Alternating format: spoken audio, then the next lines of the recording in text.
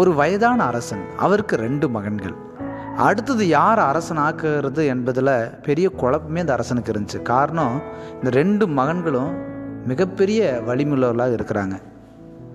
சரி, ஒரு தேர்வு வைத்து தெரிந்து கொள்ளலான்னு சொல்லி அரசன் 2 பேரையும் கூப்பிட்டு ஒரு இளவரசனை வனப்பகுதியில் இருக்கிற வழிப்பறி கொள்ளைகளை அடக்கிறதுக்கு அனுப்புகிறாரு. இன்னொரு இளவரசனை கடலில் இருக்கிற கடல் கொள்ளையர்களை துரத்தி அடிக்கிறதுக்கு அனுப்புகிறாரு.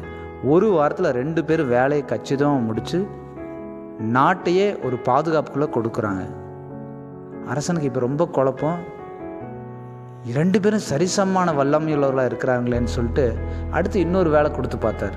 2 பேரையும் கூப்பிட்டு பக்கத்து நாட்டுக்கெல்லாம் போயிட்டு நம்முடைய வர்த்தகம் பெருகிற அளவுக்கு ஏதாவது செஞ்சுட்டு வாங்கன்னு சொல்லி அனுப்புகிறாரு. 2 பேரும் தனித்தனியாக போகிறாங்க.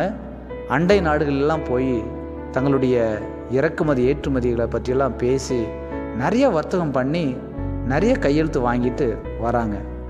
ஒரே வாரத்தில் வந்து அரசனுக்கு முன்னாடி நிற்கும்போது அரசன் 2 பேருடைய அறிவையும் பார்த்து வியக்கிறார். வல்லமையுள்ளவர்களாக இருக்கிறாங்க, அறிவுள்ளவர்களாக இருக்கிறாங்களே, 2 பேரும் சரிசமமாக இருக்கிறாங்களே, யார் அரசனாக்குறன்ற குழப்பத்திலேயே அவர் இருக்கும்போது இன்னொரு வேலை கொடுக்குறாரு. ஒரு குறிப்பிட்ட தொகையை 2 பேர்கிட்டையும் தனித்தனியாக கொடுத்துட்டு 2 பேரும் போய் 2 இடங்களை தெரிந்து கொண்டு பெரிய பட்டணங்களை கட்டுங்க அப்படின்னு சொல்லி அனுப்புகிறார். 2 பேரும் தனித்தனியாக போகிறாங்க. ஒருத்தன் போய் ஒரு பெரிய பட்டணத்தை அழகாக கட்டுறான். இன்னொரு இளவரசனும் போய் பெரிய பட்டணத்தை கட்டுறான். முதல்ல போன இந்த இளவரசன் ஒரு பட்டணத்தை கட்டி அதுக்கு அவனோட பேரையே வைக்கிறான். ஏன்னா தன்னுடைய பேர் நிலைச்சிருக்கணும்னு நினைக்கிறான்.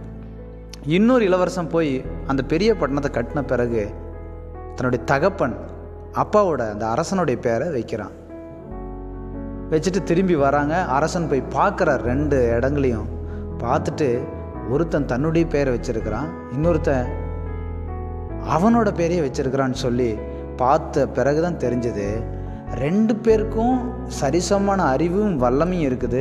ஆனால் ஒருத்தன் மாத்திரம் உத்தமமாக இருக்கிறான் எனக்கு அப்படின்னு சொல்லி அந்த உத்தமமாக அரசனுடைய பேரை வச்சவனை அழைத்து அடுத்த அரசனாக அந்த நாட்டுக்கே பட்டாபிஷேகம் பண்ணுறான். ஆனால் தனக்கென்று ஒரு பட்டணத்தை கட்டின அந்த இளவரசனோ அந்த பட்டணத்தை மாத்திரம் பார்த்துக்கிறதுக்கு அவனை அனுப்பிவிடுறான்.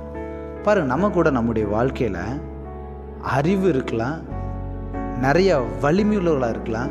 ஆனால் கடவுள் நம்மகிட்ட எதிர்பார்க்க ஒன்றே ஒன்று தான், அறிவும் வலிமையும் மாத்திரம் இல்லை, நம்மகிட்ட அவருக்கு முன்னாடி உத்தமமும் உண்மையும் உள்ளவர்களாக இருக்கணும். அதைத்தான் கர்த்தருடைய வசனம் கூட சொல்லுது.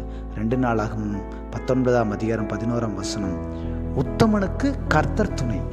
நமக்கு மனுஷங்க உலகம் எதுவுமே துணையாக இல்லைனாலும் உத்தமமாக இருந்தால் கர்த்தர் துணையாக இருப்பார். இப்படியா ஒரு ஞானி கூட எழுதியிருக்கிறார்.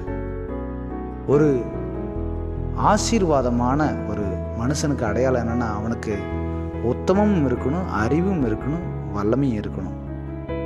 அறிவும் வல்லமையும் இருந்து உத்தமம் இல்லைன்னா இந்த குணம் மற்ற எல்லாத்தையும் கொன்றும் அப்படின்னு சொல்லி ஒரு ஞானி எழுதியிருக்கிறார். ஆகவே இந்த நல்ல நாளில் கூட நாம் உத்தமம் உள்ளவர்களாகவும் இருப்போம், அறிவும் ஞானமும் வல்லமை உள்ளவர்களாகவும் இருப்போம்.